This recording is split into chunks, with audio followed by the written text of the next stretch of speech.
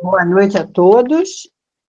Vamos iniciar aqui o Evangelho, a hora do nosso Evangelho, com a prece das meditações diárias de Irmã Sheila, de número 37. As dores da tua alma estão presentes como chagas que corroem o teu ser. À medida, porém, que tu buscas cicatrizá-las, colocando o remédio balsamizante, que é a transformação moral, tua vida renova-se e a tranquilidade se apodera do teu coração. Irmã Sheila. Então, com essa mensagem da nossa querida irmã Sheila, nós levamos o nosso pensamento ao Pai, ao Deus Todo-Poderoso, pedindo o auxílio para esse aprendizado agora do Evangelho, e que ele possa orientar, iluminar, esclarecer o nosso, ou a nossa, quem vai fazer o Evangelho de hoje, quem vai explanar o Evangelho de hoje com muita luz, muita sabedoria, muita inspiração. Fica conosco, Senhor, agora e sempre, que assim seja. Obrigada, Isa. Muito obrigada. Obrigada a todos. Boa noite. Sejam todos muito bem-vindos. Mais um Evangelho, graças a Deus, mais um estudo do Evangelho, mais um dia de estudo pelo Grupo Saja de Berlim. É uma gratidão imensa estar aqui mais uma vez com vocês, participando desse nosso encontro com o estudo e a palavra de Jesus, pedindo a Deus que nos abençoe, nos proteja, nos intua em bons pensamentos para que possamos aprender hoje cada dia mais. Não esqueçam de colocar um copo de água ao lado para que seja fluidificada. Dando continuidade, então, ao estudo do Evangelho segundo o Espiritismo, Allan Kardec. Hoje vamos falar sobre o capítulo 16, Servir a Deus e a Mamon, o item 14 e o item 15. E esse tema, ele nunca foi tão atual, né? Um tema realmente muito atual, especialmente nos dias de hoje. E o tema é desprendimento dos bens terrenos. Sabemos que cada vez mais o planeta vem passando por situações tão difíceis e sempre pela ganância, né? A ganância pela ignorância, muitas vezes, daquilo que vem do alto, pela falta de amor, pelo egoísmo, pelo egocentrismo, por não pensar no próximo e muito menos em Deus, nosso Criador, em Jesus.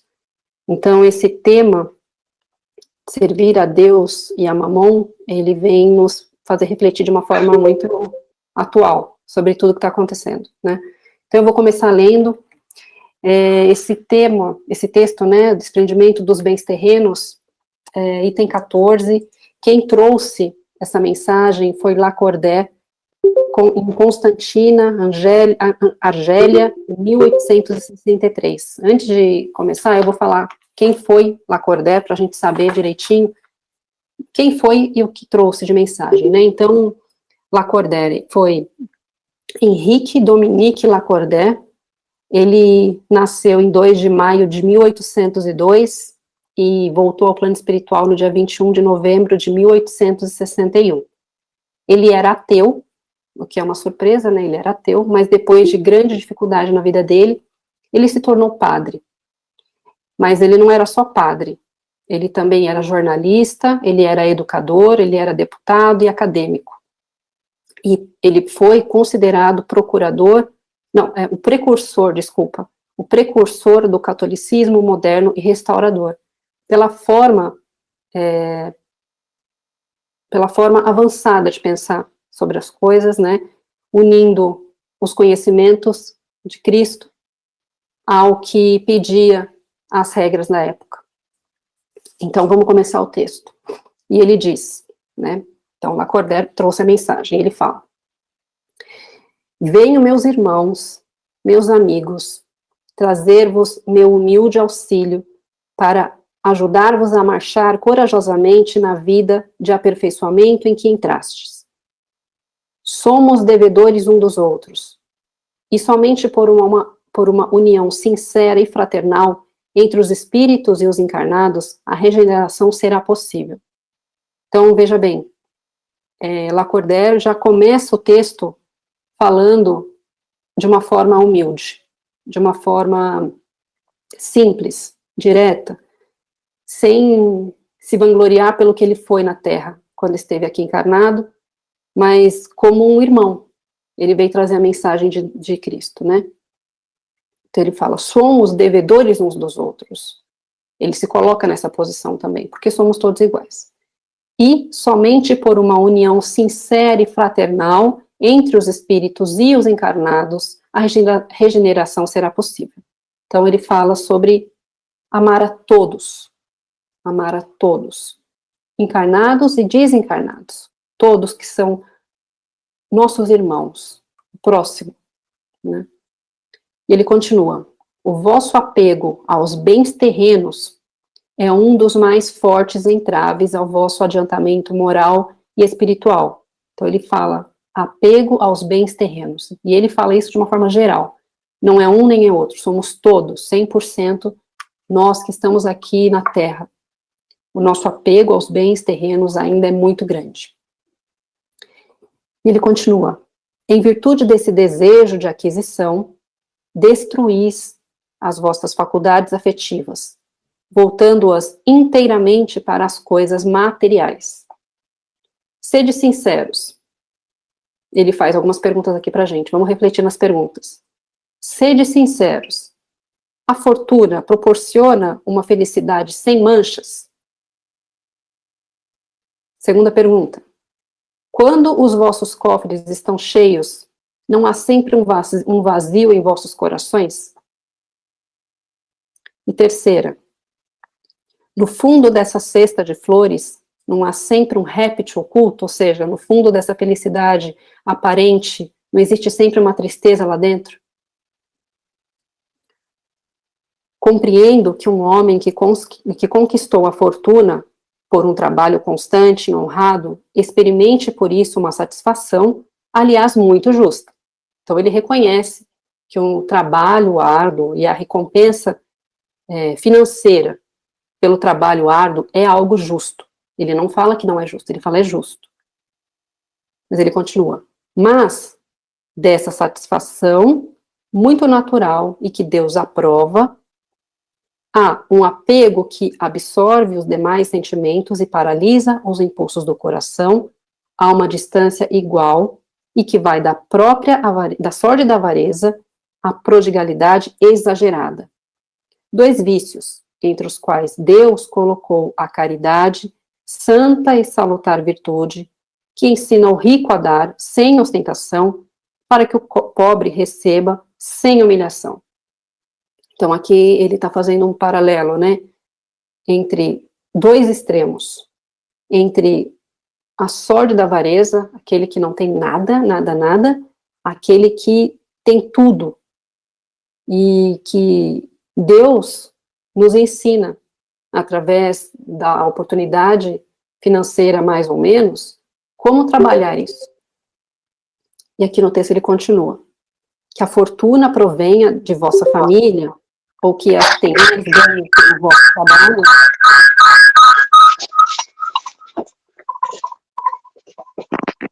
Acho que tem alguém com o microfone aberto, está dando microfonia. Por favor, se puder desligar. Muito obrigada. Então, continuando o texto. Que a fortuna provenha da vossa família, ou que a tenhais ganho pelo vosso trabalho, há uma coisa que jamais deveis esquecer, é que tudo vem de Deus e tudo a Deus retorna. Olha como essa frase é forte. Tudo vem de Deus e tudo a Deus retorna. Nós somos criação de Deus. Nós só estamos aqui, agora, estudando o Evangelho, falando sobre Jesus Cristo e lendo o Evangelho, porque Deus permitiu que a gente estivesse aqui encarnado. E do mesmo jeito que Ele permitiu que a gente esteja aqui, em algum momento, dependendo também do nosso livre-arbítrio e da nossa condição da nossa vida, né? Isso também leva muito em consideração, mas Deus também determina o tempo que a gente vai viver. E aí tem a questão de ação e reação, as provas, aí o nosso livre-arbítrio que vai decidir o caminho que a gente vai fazer. Mas Deus, Ele dá e tira, dependendo do nosso merecimento e daquilo que a gente vai proporcionar, ou já proporcionou, se a gente tem a bendita oportunidade de ter uma vida, de ter saúde, de ter um lar, ter uma família, e ainda mais ter abundância financeira, é muita falta de amor, de gratidão, de compaixão, não pensar, não ajudar, não querer ajudar o próximo, só pensar em si o tempo todo. E bem já fala, né, que o mais difícil na caridade é a caridade para os ricos, porque, aliás, que a prova mais difícil é a prova da riqueza, porque quando a gente tem a prova da riqueza, se perde muito fácil, porque se perde pela vaidade, se perde pelos prazeres mundanos, é tudo muito fácil, sabe? Então, a possibilidade de se perder numa vida de ostentação e riqueza, esquecendo os desígnios de Deus, é muito grande. Então, que quando se tem a oportunidade de ter a abundância financeira, que é o que todo mundo quer, né? Falar, ai, nossa, eu queria ganhar na Mega Sena hoje, queria ter nascido rico. Quanta gente fala isso? Queria ter nascido rico. Eu não sei se eu queria ter nascido rico, não, sabia? Porque com a vida que eu tenho, né, que já não tem muita coisa, assim, uma vida normal, a gente se perde muitas vezes, se esquece do caminho correto em Jesus. Imagina se a gente tivesse tudo muito fácil, sem nenhum problema, nada que impedisse. Mas eu falo de muita oportunidade mesmo. A gente ia passar por cima de muita gente. Porque a gente já faz isso sem ter. E eu me incluo nisso. A gente passa por cima, a gente se acha melhor, a gente deixa de ajudar porque fala, eu batalhei tanto, ele que batalhe também. A gente já fez isso, ou faz ainda. Né? E ele continua, nada vos pertence na terra, nem sequer o vosso corpo, nem o nosso corpo pertence a gente, lembra? Lembra disso. A morte vos despoja dele, como de todos os bens materiais. Sois depositários e não proprietários. Olha só, nós somos depositários e não proprietários. Nem o nosso corpo é nosso. Ele volta para a natureza assim que a gente voltar ao plano espiritual. Não vos enganeis sobre isto. Deus vos emprestou e tereis que restituir, mas ele vos empresta sob a condição de que, pelo menos, o supérfluo reverta para aqueles que não possuem o necessário. Então, que Deus nos empresta, mas que pelo menos o supérfluo a gente reverta para o nosso irmão mais necessitado, que a gente olhe para o próximo. E aqui não é querer dizer que a gente tem que se desfazer de tudo que a gente tem e só sair ajudando. Não é isso, pelo amor de Deus, não é isso. Mas é ter a consciência de que existem muitas formas de ajudar e existe muita gente, é ter compaixão, é ter um olhar, sabe, é ter carinho, é ter piedade, é não se ver fechado dentro de um vidro, olhando só para dentro de casa, olhando só para sua família, como se você e a sua família fossem as melhores pessoas do mundo. Não é isso, sabe, a gente querer o amor e as coisas boas pra gente, ter um conforto financeiro, claro, todo mundo quer, mas não dá pra gente fechar os olhos pro que está acontecendo no mundo, não dá. Já passou da hora da gente abrir os olhos e tentar fazer alguma coisa, sabe, que seja não vibrando coisas ruins, que seja não falando mal, que seja não jogando praga mesmo, sabe? Falando assim, tem que passar por isso mesmo, porque fez muita coisa errada. Isso já é fazer mal. Não fazer o bem já é fazer o mal. Quando a gente se omite alguma situação, e eu não estou dizendo aqui para a gente criar grupos de conversa que fique defendendo as coisas, não é isso. Estou falando de pensamento, estou falando de coração, de boa conduta, estou falando de se manter no caminho do bem, de ensinar o que é correto, sabe? Dentro de casa mesmo, com as crianças, com a família, de dar o exemplo no seu dia a dia, no cotidiano, nas pequenas coisas, né? O texto continua. Um dos vossos amigos vos empresta, um exemplo que ele está dando, tá? Lacordaire dá um exemplo aqui, ele fala, imagina, um dos vossos amigos vos empresta uma soma. Por menos honesto que sejais, tereis o escrúpulo de pagá-la e lhes ficareis agradecido. Pois bem, eis a posição de todo homem rico. Deus é o amigo celeste que lhe emprestou a riqueza, não lhe pedindo mais do que o amor e o reconhecimento, mas exigindo, por sua vez, que o rico dê aos pobres, que são também seus filhos, tanto quanto ele. Então, Deus, aí ele faz uma analogia, né? Deus sendo um amigo que deu o dinheiro, o poder para esse outro amigo ser rico. Mas o que esse amigo vai fazer com esse dinheiro? Vai comprar casas, vai investir num fundo para ter mais rendimento, vai comprar um barco, um iate, carros, muitos carros, vai viajar o mundo inteiro, vai ficar postando nas redes sociais o que fez, o que não fez.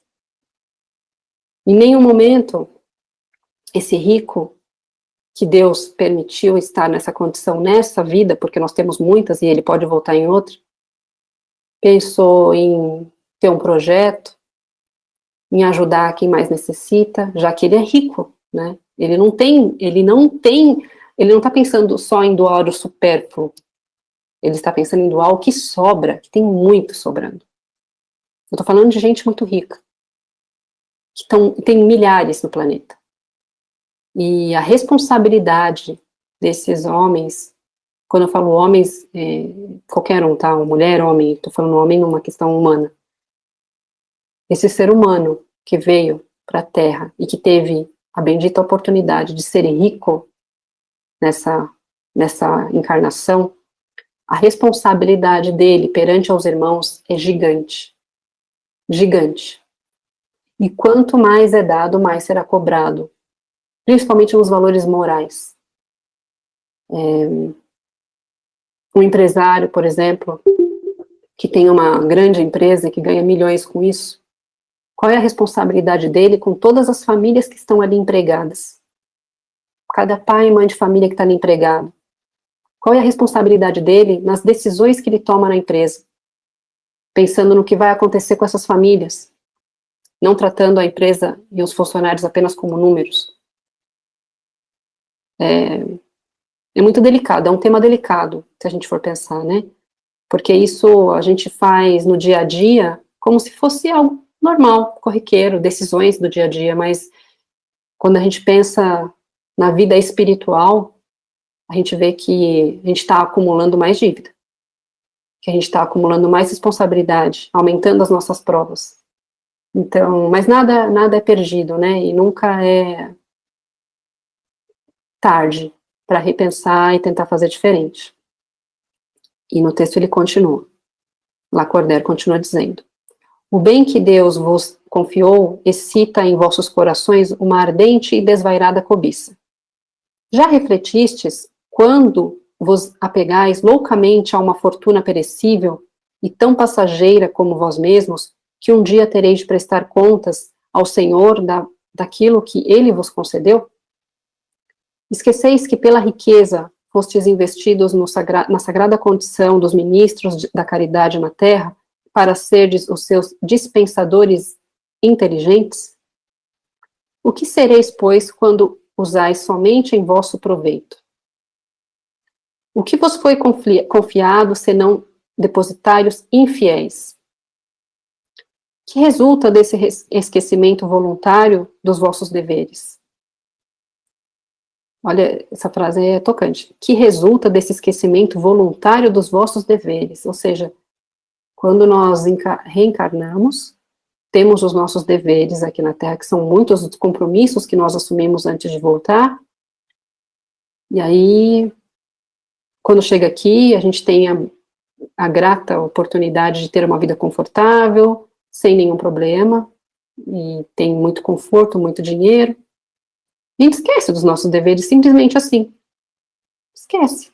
Como se aqui fosse a única vida, sendo que o Evangelho já fala que a verdadeira vida é a vida espiritual. E nós estamos nessa vida de passagem como uma escola, uma lição. Uma escola que nós temos que aprender todos os dias e ensinar também, né? E Lacordaire continua.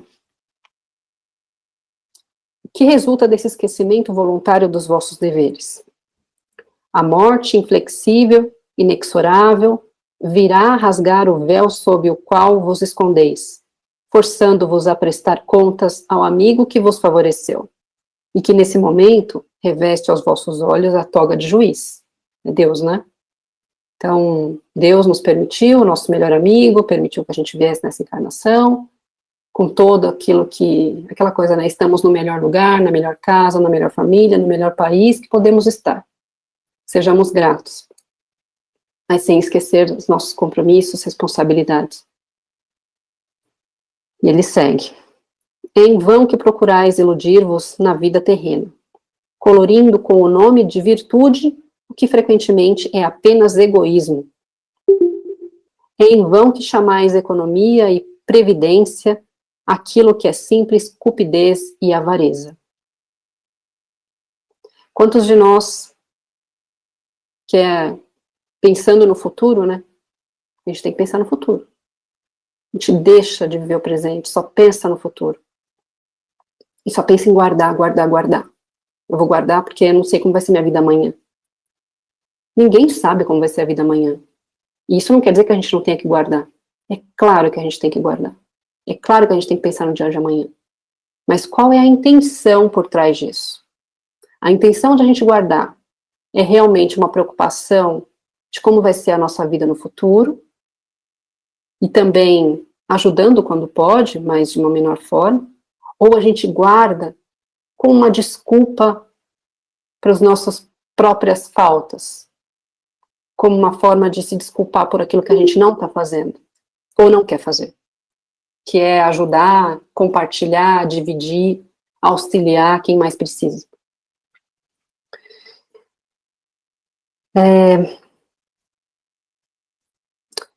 E ele continua. É em vão que chamais economia e previdência aquilo que é simples cupidez e avareza, ou generosidade, o que não passa de prodigalidade a vosso proveito. Exemplo, um pai de família, deixando de fazer a caridade, economizará, amontoará ouro sobre ouro. E tudo isso, diz ele, para deixar a seus filhos o máximo de bens possível, evitando-lhes a queda na miséria. É bastante justo e bem paternal, convenhamos, e não se pode censurá-lo. Então, Lacordaire está dizendo, é justo, necessário, faz parte. Todo pai de família, mãe de família, né, os responsáveis da família pensam na família, pensam no futuro, e é correto guardar, não tem problema. Mas, será sempre esse o único objetivo que orienta? É aí que é a atenção, qual é a intenção por trás disso? Aqui a nossa reflexão é sobre as intenções, quais são os nossos atos e intenções por trás de cada ato, né? E ele faz uma pergunta, mas será esse sempre o único objetivo que orienta? Não é antes, e o mais das vezes, uma desculpa para a própria consciência? A fim de justificar a seus próprios olhos e aos olhos do mundo, o seu apego pessoal aos bens terrenos? Não obstante, admito que o amor paterno seja o seu único móvel.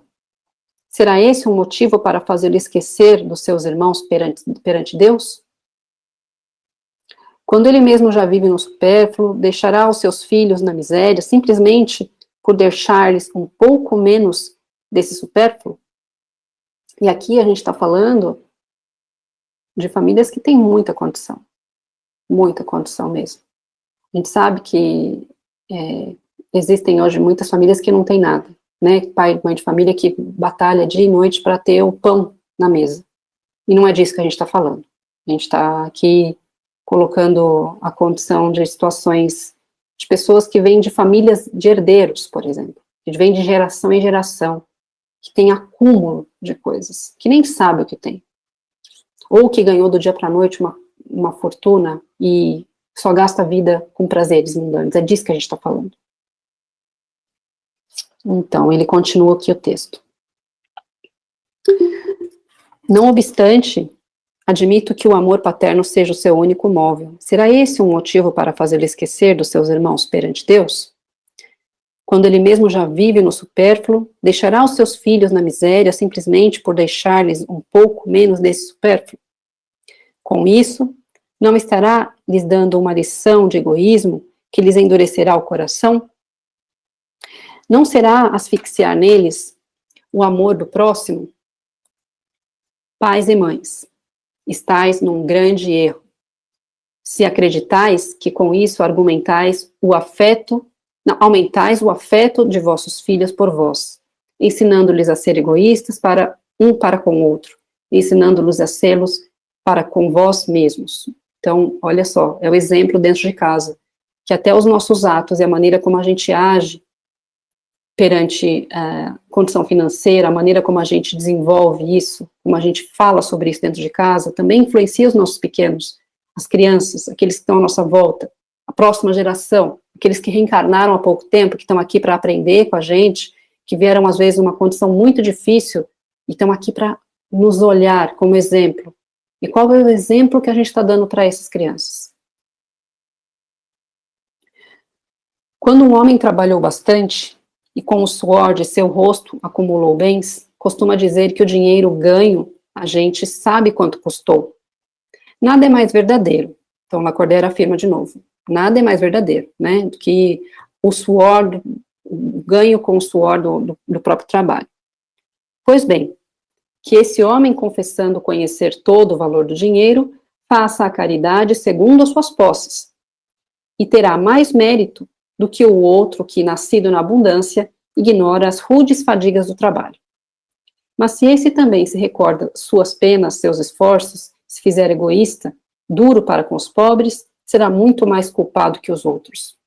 Porque quanto mais conhecemos por nós mesmos as dores ocultas da miséria, mais devemos interessar-nos pelo socorro aos outros. Olha isso. Então, a gente que já vem de uma situação, eu me incluo nisso, tá? De uma situação de vida difícil, sempre lutando para conseguir as coisas, trabalhando muito, nunca tendo uma vida fácil, sabe? Batalhando mesmo a vida toda para conquistar algumas coisas. Quanto mais a gente passou por isso, mais a gente vai ser cobrado. Porque a gente sabe quanto é difícil. A gente sabe o quanto é difícil batalhar, conquistar, construir uma família, ou ter alguma coisa de conforto na vida, sabe, estudar a vida inteira, ou trabalhar horas a fio de domingo a domingo. A gente sabe, muitos de nós sabemos. E justamente por isso é que a gente precisa aprender a trabalhar com os bens terrenos de forma sábia, entendendo que Deus nos deu e Deus pode retirar a qualquer momento. Que tudo pertence a Ele. Que essa encarnação, inclusive, só foi permitida por Ele. Só estamos aqui por Ele. E que o nosso dever aqui é aprender, é evoluir, porque estamos tendo mais uma oportunidade de evolução na Terra, na nossa escola, no planeta azul, que a gente possa aprender. E aí sim, reconhecer que o pouco que temos, a gente já é capaz de dividir. A gente já deve. É a nossa intenção por trás de tudo isso. Lembra das intenções? Essa é a questão. Qual é a verdadeira intenção atrás da questão financeira? Dos mundos, né? Das questões terrenas, digo eu. E ele continua o texto.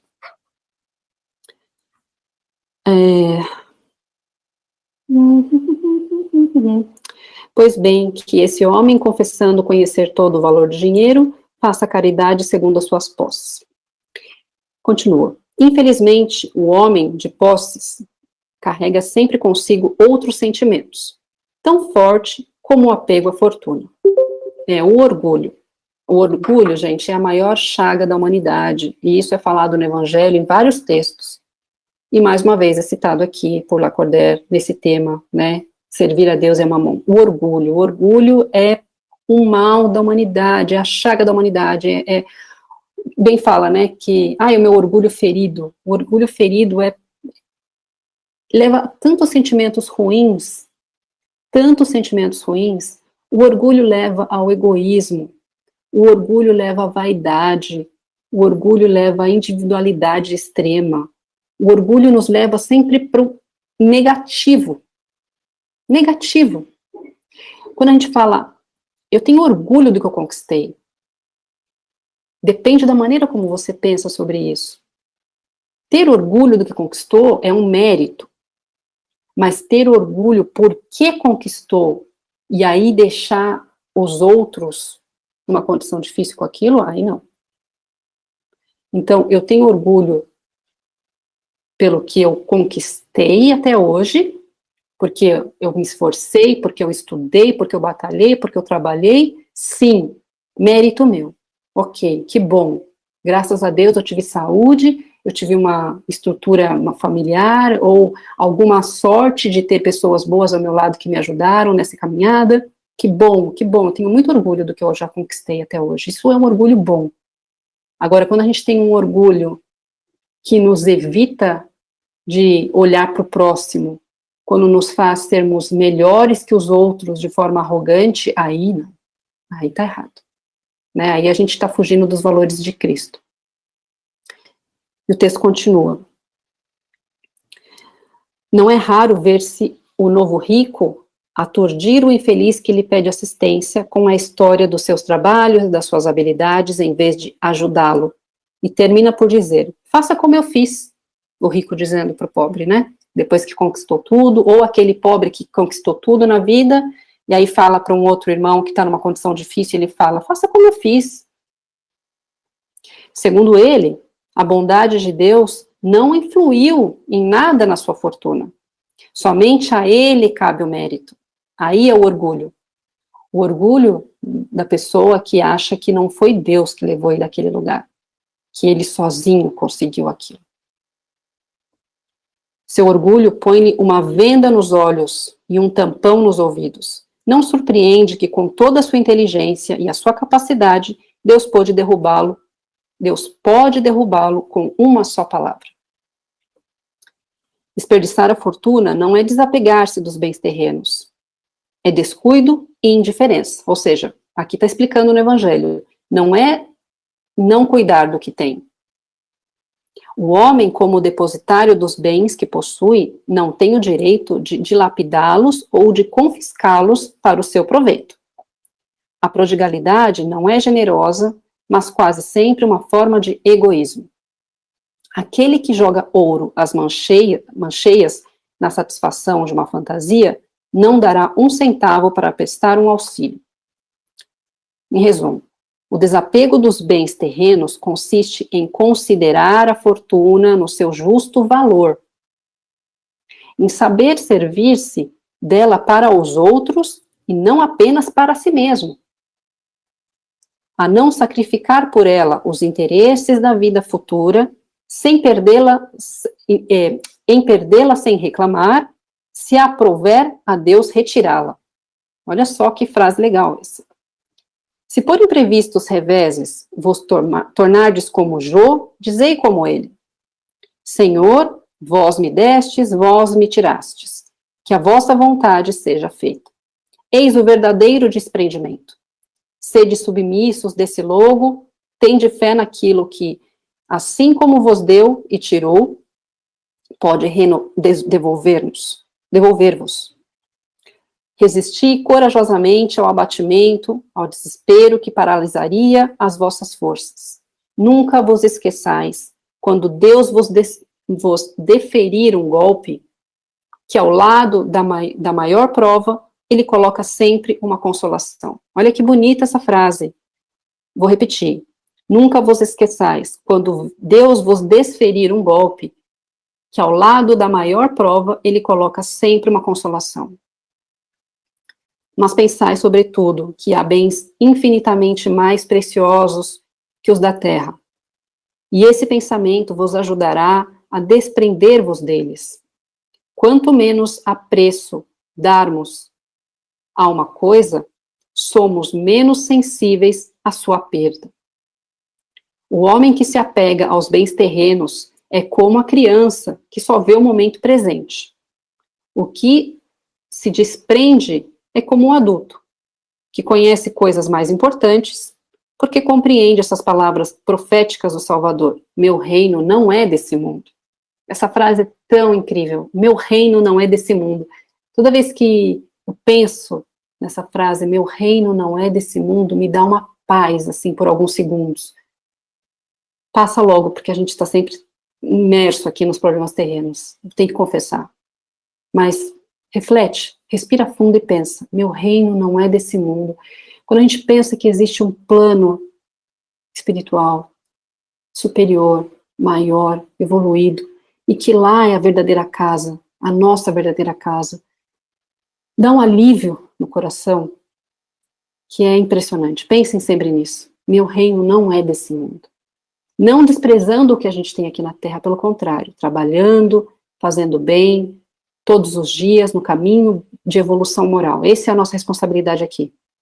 Mas quando ficar muito, muito difícil, lembra, meu reino não é desse mundo, a felicidade não está aqui.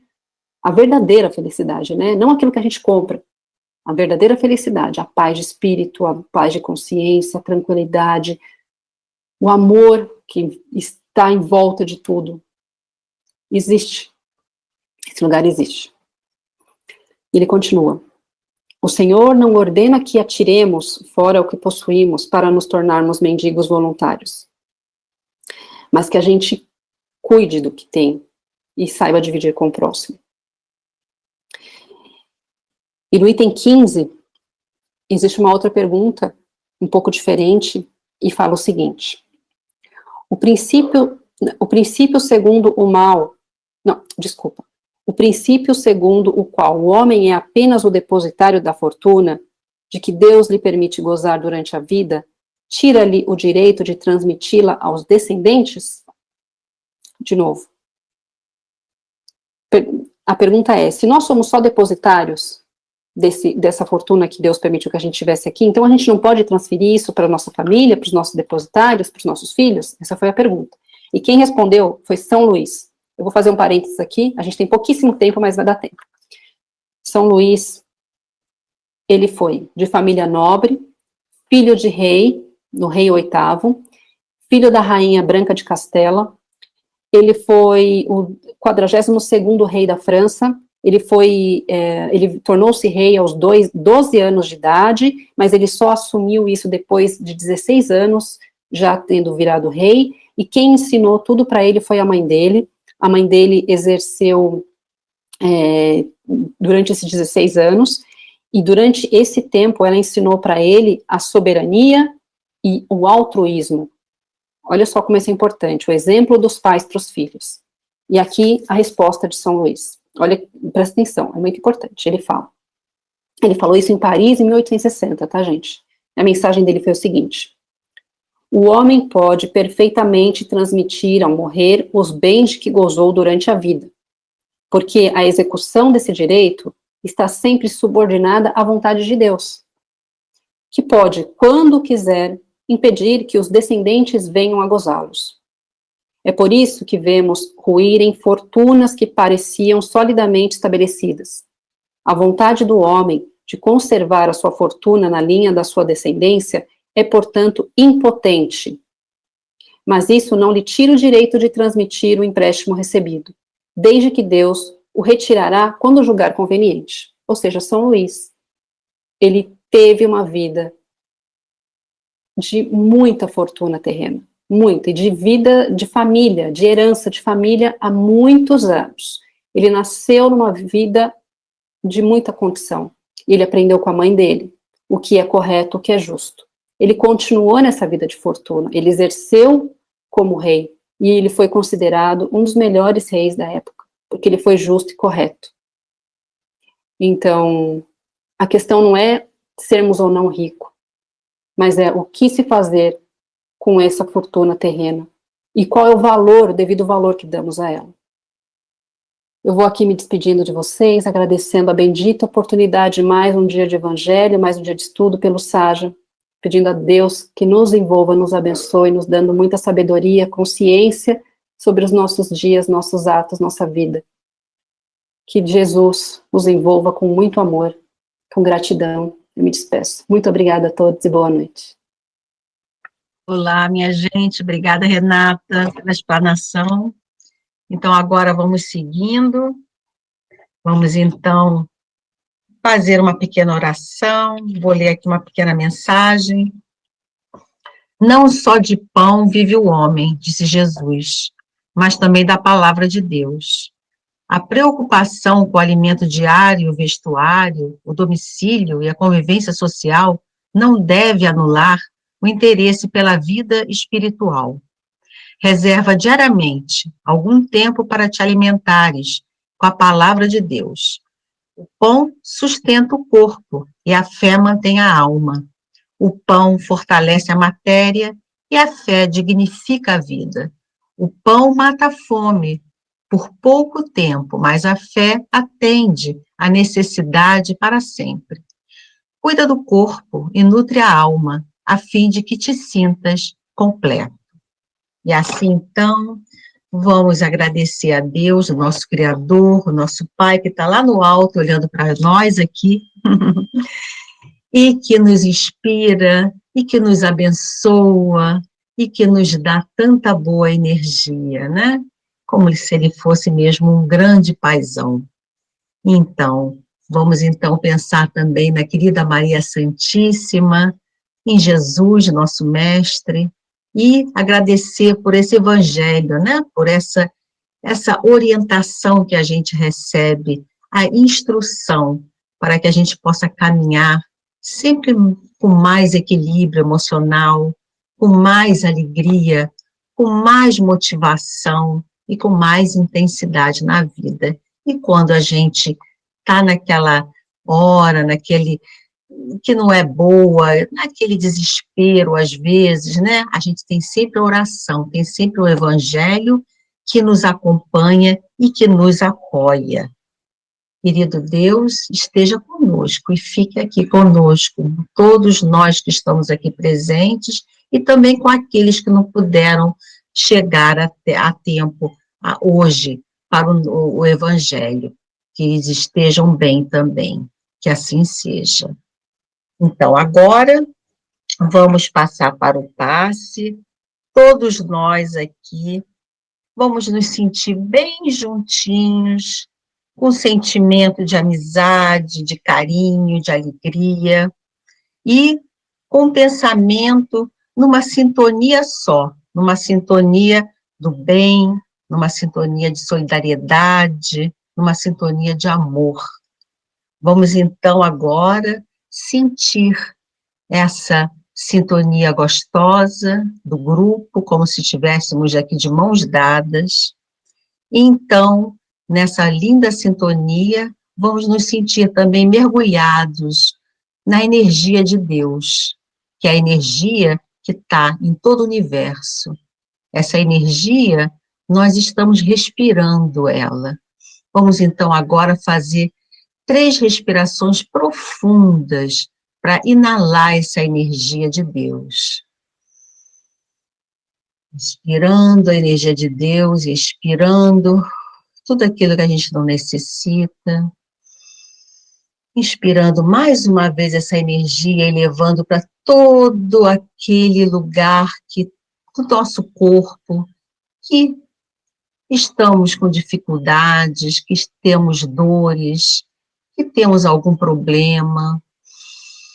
Vamos de novo inalar essa energia e mandar para a nossa mente, mandar para o nosso espírito, nutrir o nosso espírito com essa energia de Deus.